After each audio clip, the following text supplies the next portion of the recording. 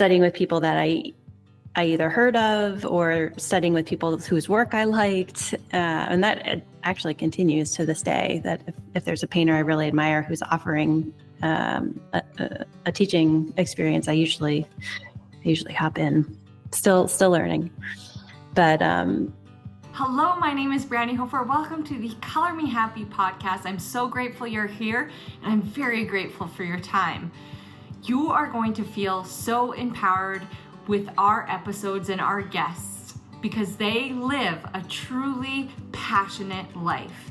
They're excited about what they do. They know that creativity matters and that your art matters and that it matters to following your passion in life to ultimately see your everyday ordinary as extraordinary. These episodes are almost unedited, very raw, so it'll feel like you're sitting down for coffee with a friend. Feel free to reach out anytime at Brandi Hofer Studios on Instagram and subscribe for more content just like this. Thanks for being here. Like we started off, it's like I feel like I know you because I just watch you online. Thanks, Instagram. Yeah. So where are you based out of? I'm in upstate New York, about 2 hours north of New York City. Is that like in like more of like suburbs, or what does that look like? No, it's rural. We're Hudson. The town of Hudson is the closest town. We're about 15 minutes outside of that. My studio is in Hudson. Hudson. Oh, wow. Okay. Yeah, I'm not like super, I've been to New York, but I'm not like familiar with that landscape or what it looks like around it. It was like, oh, New York is big and giant and loud, and I need to get out of here. It's great. It's great for like 5 days. And then I live in like more of a rural setting in Canada where there's lots of space and not as much people. And so it's very shocking. It's very shocking when you I feel like our surrounds must be pretty similar because it's shocking for me to go into the city too every time. Like, after one day, you're like lay on the hotel bed and you're like, oh my gosh, how do people live in this? How do people do it? Become numb. They're just like numb to it. Like their brain puts up those like sensory things, right? Okay, yeah. So I want to talk about your journey. How long have you been a full-time artist? Full-time artist professionally. Like we're all artists, I feel like, when we're born. And then it gets knocked out of some people. Yeah. I've been painting for almost 20 years. Mostly like after hours or weekends, or like occasionally on a work Zoom call with the video turned off. And then in 2020, kind of a rash pandemic decision, I decided to try to paint full time. And I overdid it. I took on too many things, and I think it was probably a year and a half. I ended up picking up a part-time job, a contract job in the tech space, which is where my career was for most of my post-college life. And I'm still actually doing that and painting full-time. I think the big mistake that I made in 2020 when I left my day job was not really understanding what it took to be in business myself, to be a solo entrepreneur essentially, and having an understanding of like, what is my business plan? How much money do I need to earn? How am I going to support my family? All the big questions. Yeah. The ones we should start with, but we're just like, I'm going to do this and it'll be great. Yes, I'm going to paint and everyone's going to buy my paintings. It's going to be wonderful. Yeah. So 2020, I took a stab at it full time. I mean, who knows what full time is? I'm spending like hours and hours and hours doing it every week, and always have. It's just kind of ebbed and flowed depending on what else has happened. You know what? And I've said this before, our listeners will know, I only know a handful of artists who make it full time. Like actually, and I've talked to them, they've been on the podcast. They have teams of people. Yeah. They have teams of people doing the other things for them or supporting them through an institute or a gallery owner, or, you know, like Andrew Salgado, his partner owns a gallery in London. Like and they run it as a team of people. And yeah, like that's full time. And then they have these big shows and whatever. It's like, that's very challenging to successfully do on your own. Yeah, And paid it takes a team. and That's be with your family. yes. And do your Yeah. laundry. Yeah. Do you record all your own content? I do. Yeah. All my video content. I'm actually in the process of Fabulous job. upgrading my camera. Thank you. Thank you. Yeah. It's Yeah. all iPhone footage to date. Yeah. It looks gorgeous. I think you do an excellent job at editing and social media. And I think people like it for creatives, it like they think that I'm just going to throw up a nice video of me with painting, but what you've done really well. He's sick today. He's here. Hi. Yes. Yeah. So is that you're giving people advice. You're doing teachable moments whilst promoting yourself, right? And that is the key, I think, to a successful account, because people save it, they share it, and they're gaining something from it, because this person is showing me something and I want to learn more from them, or I admire the content. So I think you do that extremely well. And you said you weren't like, you didn't know the business, but you know some of the business. I'm curious, what is your full-time position? Because Elizabeth Gilbert talks about that in Big Magic, is like the pressure off your creativity and that part of yourself. Like you can do this, Teddy, but you just can't do it here. You got to do it over on your chair. He's so cute. Yeah, he's very sweet. He loves me the most. Aww. So, and we're all sick because he coughed. I went to give him a kiss and he coughed straight into my mouth like an exhale of germs. Like, oh, there it is. Good night to you too. Thank you. So she talks about it does just take that pressure off, having that like sustainable piece where you know for sure that you will be able to pay for food for the month, you know? So Absolutely. I'm curious, what is that for you? I just lost my mouse. What is it that gives me peace of mind that I'm going to be able to buy groceries? No, your other job. Yeah. Oh, my other job. I am building software for a nonprofit right now for it's very kind of obscure back-end work. Nothing like fancy or consumer facing. But for a long time, I worked for Facebook, now Meta, and I worked on consumer facing products like Newsfeed, and I worked on their privacy features for a long time. I worked on the Groups product. Wow. So you're super smart. You just say, yes, I am. Yes, I am. I've done many things.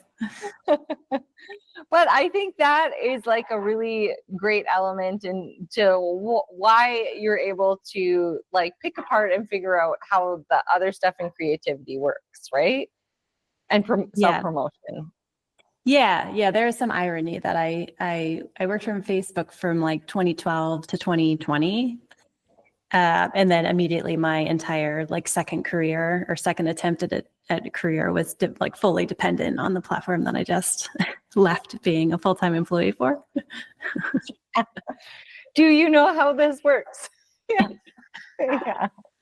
And the algorithm is always changing. So any like insider knowledge I had at the time was pretty much immediately irrelevant. Right? I know, it's like, I have figured out the algorithms. Oh, no, they've changed. I have no idea. We had Dina Brodsky on, and she's almost close to 1 million followers, I imagine now. I haven't touched base with her lately in a couple months, but that's like she loves to do it. She loves to figure it out, and she teaches little courses on it. I've taken her class. I've taken her insights for artists. There you go. Yeah, she's amazing and so honest and raw. Like, I love having her on the podcast. She just shows up in the same sweater and like just talks about, like, we talk for an hour later over like, you know, divorce, whatever. Like, she's so great. I love her. And she's like, you're not putting this on, because I did go on a podcast and they did like highlight my divorce. I was like, no. I'm putting on your tips for artists. Don't worry. So you do edit. Good to know. Kind of. But like when something personal comes up, definitely I take it out. So you are self-taught and you share that really well. So when did you decide, like, I have this immense passion and I need to paint and I'm going to learn how to do it? It kind of came out of I studied photography in college, like analog photography with film and a darkroom. And I wasn't encouraged to go to art school by my parents, so I majored in economics.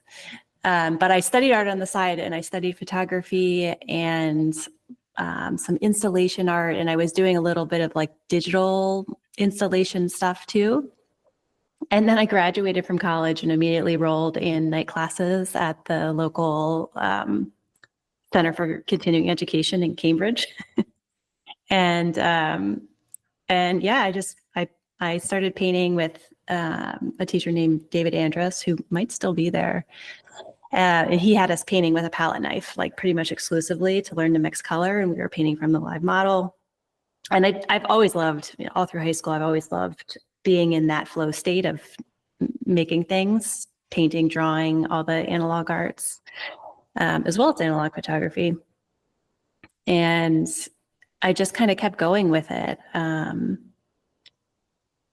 Yeah, I kind of like picked and chose my own curriculum, my own art curriculum, studying with people that I either heard of or studying with people whose work I liked. And that actually continues to this day, that if there's a painter I really admire who's offering a teaching experience, I usually hop in, still learning. But yeah, so I didn't learn, like, I have this impression that if you go to like an atelier program or you're in art school formally getting an MFA, that you progress through like a bunch of skills in like how to paint form and how to like color theory and how to like understand geometric design. And I didn't do any of that. So my approach to painting was initially very perceptual, like just seeing mixing paint and trying to paint what I'm seeing, hand-eye. And then over time, I kind of developed different ways of painting from photos and combining photos and kind of combining my love for photography with my love for painting. And since I made it up, by the way, everyone, painting and stitching together photos is next near impossible. So in my mind, I'm like, she's a genius. It is very challenging. And I get it all the time with custom orders. They're like, can we just throw these all together? And I'm like, yeah, if you want a bunch of floating heads, like, and it looks weird, yeah, we can. Yeah. Like, because I just, with the 3 kids, I'm just like, I do say no occasionally, not a lot. And it's like, no, I need a pretty good photo and period, or I can't do this project right now in my life, right? Like, photography and the source is such an important thing. But if you're taking the photographs, and what I've seen in your tutorials online and stuff like that, it's like you keep in mind levels, which the typical person does. Like, you know what I mean? Like, there's an art to the way you photograph your subjects, and which obviously feeds into your training and what you've studied, and it's like this really cool evolution of what you've done with it.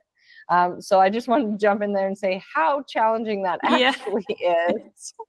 You know? Yeah, it's that's one of the I don't take commissions, and that's one of the reasons I get a commission request. I regularly get commission requests for family portraits in particular.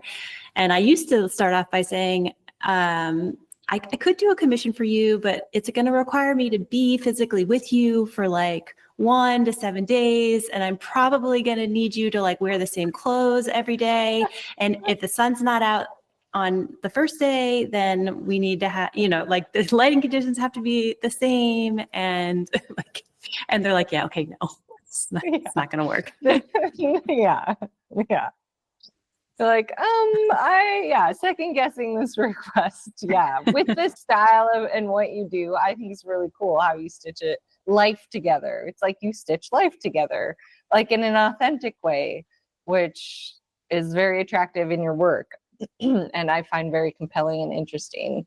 So was that something like how was that evolution of process, like where you're like, this is what I like to paint? Because I think a lot of artists like jump around with style, right? And then they figure it out. Like what did that look like for you? Yeah, as I mentioned, started out painting strictly from life, either a model. I did still lifes for a stretch of time. And then I guess I was doing plein air too. Yeah. I paint all the things, which I used to think was like a sign of a weakness of some sort. But I love painting outside with my little plein air easel. I still do that. Still life's a little bit less often, but I think that's partly because the light in my studio doesn't illuminate objects in a really beautiful way. It's like an east-facing window. We'll see if that changes in the future. But yeah, at some point along the way, I've tried painting from a photograph and had varying success with that. I was interested in painting faces, human faces, and I didn't always have a model. So I was trying to paint those from photographs. And they were okay. I just felt there was like a frustration. There was like a limitation to, I felt really wedded to the image, to the photo, and I didn't know how to invent or improvise beyond what I was looking at. And that was true perceptually too, by the way. Like if the mountain was here and the tree was here, that's how I could paint it. I had no idea how people either invented colors or like just moved a tree on, on a whim. That, was yeah, no, very hard. I find that hard as well. Like, yeah, making up a flower. I'm studying flowers. I'm like, unless it looks like an illustration, like without shadow and highlights, etc. And then like you do like a illustrative highlight for like mural making. Right. Mural making, you kind of have to change your style in order for it to be efficient and effective and cost effective, all these things. And so yeah, so I'm trying to study florals to figure the F out. It's really, really hard to like paint without a reference and make it up in your head and like it in the end. Yes. I guess I'm very picky in that way. It's like, oh, that actually isn't a great representation and I want to burn this. Right? I can relate to that feeling. Yeah. I can't paint without a reference. That became clear. I take that back. I have done some doodling straight from my imagination, but and that's fine. Right? Yeah, but it's different than when I have a narrative idea in my mind and I want to tell a story with these figurative paintings. I need to have a reference. I can't just like paint a hand out of thin air. It has to come from looking at something. So, there was a transition when I was painting from individual photos. I kind of accidentally ended up combining 2 photos because I wanted the background to be straight on. And it was very simple. It was like a figure floating in the pool that I had the photo was like slightly at an angle. And I had another picture of the pool where like the pool was on a straight line, the edge of the pool. And I was able to combine those without doing any like collaging or anything in advance. I was just looking at one photo and looking at the other photo and merging them together on the canvas. And that was really kind of freeing because it was the first time I had made an adjustment. I was breaking the reality of those 2 images and pulling them together. And when was that? Sorry, Like, do you know? Not that long ago, like No? 2019, Okay. 2018. Yeah. Yeah, if you scroll back at my Instagram, you'll like you'll hit the beginning of the multiple figure situation.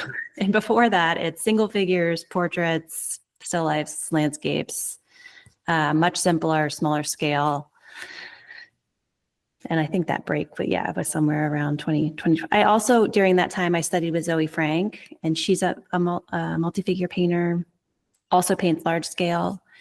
And I was really inspired from her, studying with her, because she paints not mundane scenes, but they're not like grand history paintings that are about like a war or something, but they're painted at a Right. scale that kind of suggests that, of like a birthday party or a picnic that's kind of elevated, but like through its scale to be this grand experience that you have when you're Right. viewing the work.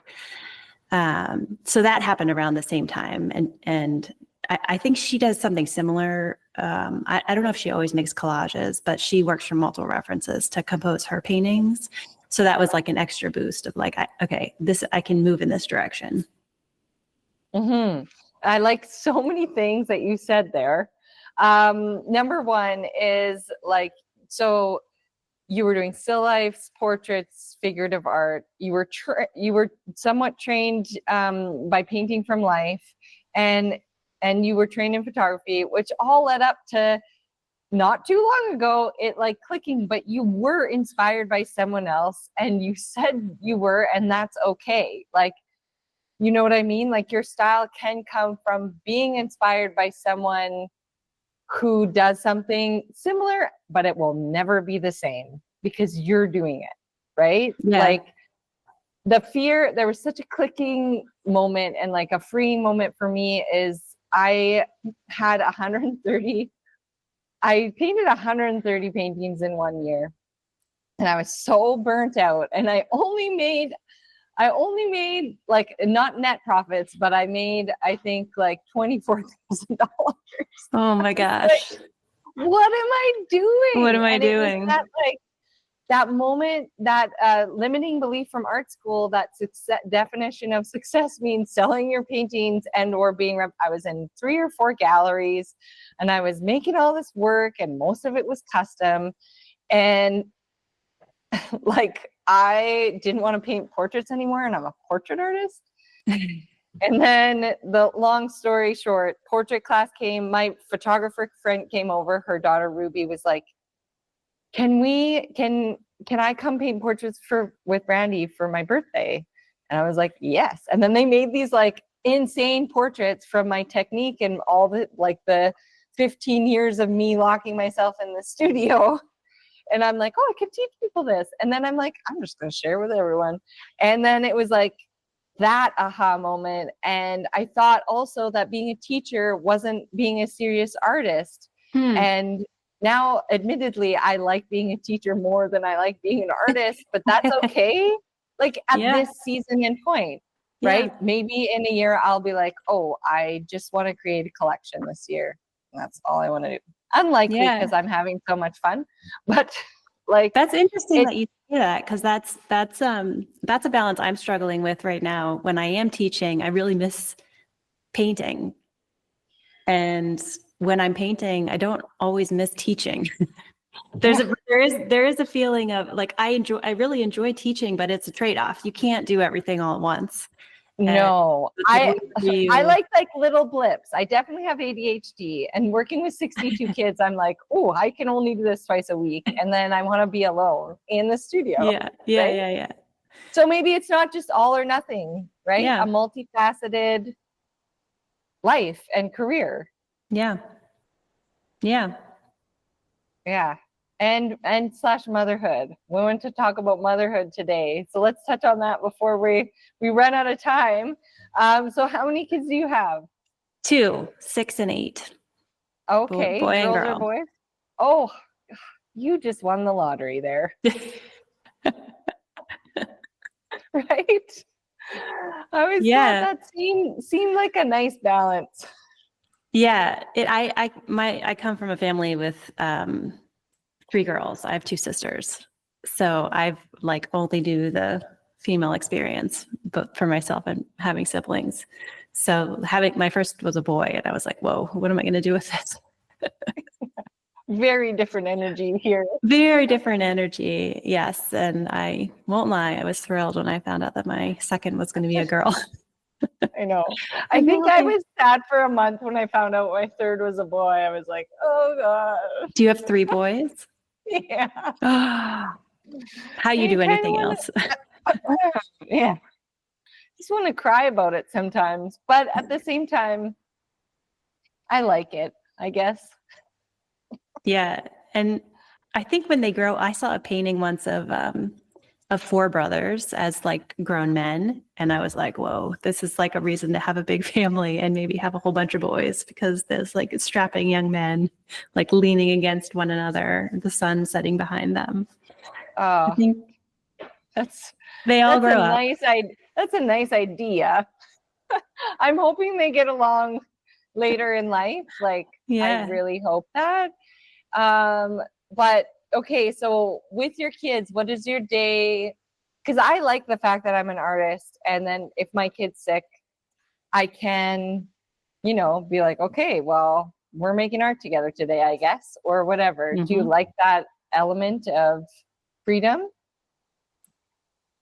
Yes and no. I really try to preserve my studio time, and I generally don't have my kids in my studio. When they were really little, it was kind of easier because I could set them up with like some paints and they would kind of stay in one spot and play with what I gave them. But now that they're a little bit older, they're like, all over, like touching things, knocking things over. Yeah. They want to squish things. And I'm like, no, this is my space. Yeah. Kind of freaks me out. So, yeah, I don't bring them here with me. And this is like my studio is 15 minutes from my house. So there's like a separation in my mind and in my, I see. yeah. And I think I kind of need that break. If it was more fluid, I think it would not work as well for me. But I do like the flexibility of like, oh, I can leave at 3 today and like go home and be with my kids, as opposed to having to be like on the clock until 5, or having the flexibility from hour to hour throughout the day is great. When you create your own life and your own job. I have had recent offers where people reach out to edit my podcast, and I'm like, I don't want you to like cut out of my conversation with the person with our faces and like add like weird fire or like text. I'm like, if someone did that while I was listening to podcasts, I'd be like, I'm out of here. Like, this is for women, mostly 85%. I don't know who the men are, but or whoever is listening on that side of things. But like, thanks for being here, listening about perimenopause, etc. Right? And art. Yeah. So yeah. No, I do like local features for communities. So I do highlight in a way of giving back. So, but yeah, an authentic coffee or tea with a friend, and that's all I want. Like, there are so many things in this life that are overwhelming and scary, and I just want this to be as chill as possible, and an example of people who are making this work, because I don't think we had that. Like, no, definitely not. Yeah, finding examples of making it work. Yeah. Or the fact that you can own and run your own business. Yeah. Didn't realize that till I was 33, Yeah. And how to make money. And then once you do, what do you do with it? Right? Yeah. Like, I'm texting with, I'm friends with a lot of DIY influencers. And because they asked me to do some murals as part of their one project, which was very cool. But again, as like charity, which I'm excited about all the time. And we're like, we were just talking yesterday. Siobhan phoned me, and she has a big following, and she's like, yeah, I have this money, and we went on this trip, and now I'm trying to learn about investing. I was like, I did that last year. I got really obsessed with investing. Like, and I didn't have a lot of extra money. I just had like 5 extra grand, and I was like, I must learn about investing now, and I will amass this $5,000. And it will grow. Yeah, it's like so That's funny. how it works. Yeah, so I get like obsessive. I'm sure you have that same creative spark where you're like, which is hard to tame. Do you find you have to like tame yourself? Like, yes, that looks cool, but we've got to focus. That focusing is actually one of my superpowers. Oh, good for you. I'm like the opposite of an ADHD brain. I'm like myopic in the things that I want to do. Oh, good. Sometimes to a fault. Like I have to push myself sometimes to get out of my grooves. Like I just got these oil pastels a couple of months ago, and they're like breaking me because I don't know how to use oil pastels, but I'm doing it anyway. And it's like, I kind of have to like push myself out of my comfort zone. Yeah. But on the business side, yes, it's a stretch. But in terms of like just having ideas and like treating your business as another place to be creative, totally agree that it can be fun to do business in the same way that it can be fun to make art. Yeah, I love video editing. I minored in film, but again, pretty useless in 2006 when we weren't shooting in digital. So yeah, so were you splicing physical film? Splicing film, yeah. I did that in high shooting school black too. and white and stuff like that. So yeah, kind of useless, but same concepts apply. Pastels are really fun. I don't know if you look on my page ever, but like I like for florals and portraits, maybe have you been trying them on canvas? No, paper. Paper, a hot press paper though? Yeah. Well, Okay. both, I would say. I've done hot and cold. Smooth Okay. and like a little rougher. But yeah, the roughness kind of throws me. Don't even do it. It's just like it looks terrible and it bugs you the whole time, in my opinion, from painting thousands of portraits in this one way. The hot press, like the Stonehenge hot press, is my favorite. And it really helps with the like ease of if you're doing figurative or portraiture work and you have your sketch done, however your process goes with your sketching. Mm-hmm. I like our transfer process, or our drawing hack as we call it on Instagram. Saves time, big time. Wait, do you use transfer paper? What's your drawing hack? No, I can't tell you on the podcast. Oh, it's top secret. Okay. Behind a paywall. You can use carbon paper or the hack we teach on Instagram, because I wanted it to be applicable for schools. Mm-hmm. And a lot of people like can afford like school set cheapy oil pastels, right? You don't need anything special. You rub it on the back of your photograph and you draw over it. Mm-hmm. And it mixes well with other medias because you come in with colored pencils and basically take the oil pastel off. So I teach a more refined method in our portrait class that'll get you like a really gorgeous sketch that you can basically leave at a sketch if you want, if that's the part of your process. And then we start with an underpainting, which like makes you loosen up, which I think really helps people who are more analytical, right? And a gorgeous bright underpainting is always nice with skin tones anyway, because I think people don't realize all the color theory that actually goes along with skin. Like there's greens and fuchsias and blues and aqua and like a whole bunch of, like I can see it all over already, right? Like, so what were we talking about? Pastels. So, yes. Yeah, I think the hot press paper will be less frustrating, and to like keep doing it on there, and then maybe explore florals or something to like loosen you up, or you know. get out a figure. I'm just like frustrated with florals, but sometimes like they work when you just, go for it. What brand of pastels? Hoblin, am I saying that right? Hoblin? Okay. They're a bit harder.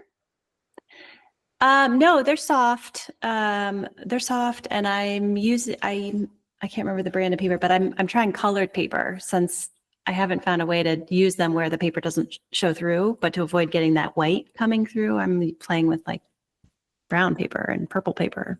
Okay. I'm sending you my class. It's official. I can't. I'm like, ah. Are you doing soft or oil? They are physically soft to the touch, but they are an oil-based pastel. Okay, I see. I love Senneliers because they're like lipstick. I don't know if you've ever tried them. And they're more like oil paint. Yeah, okay. Yeah, so anyway, well, let's stop getting geeky about media. And I'm going to ask you your final question. If you had unlimited funds for your community for one day, by the way, this is sponsored by Red Bicycle Communications. Almost missed that. Important. If you had unlimited funds for your community for one day, what would you do? Unlimited funds for one day. Probably have a huge picnic.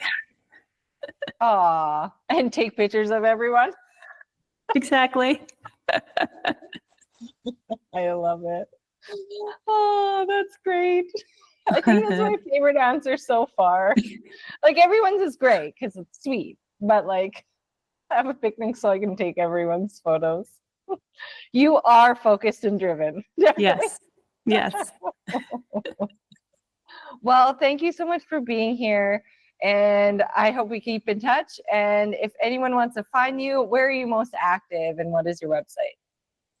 Instagram, CaitlinWinter_studio is my Instagram handle, and CaitlinWinter.com is my website. Awesome. Okay. Have the best day and we'll chat soon. Thank you. Bye, Brandi. Thanks. Bye. If you have any questions, feel free to reach out on Instagram at Brandi Hofer Studios anytime. I'm happy to chat. That's where I sit. And I'm so glad you're here and I cannot wait for you to dive in. So give us a like and subscribe and check the rest of our channel. If you want to feel empowered and inspired, like and subscribe for more. And if you want to get creative, check out all our art hacks on this channel.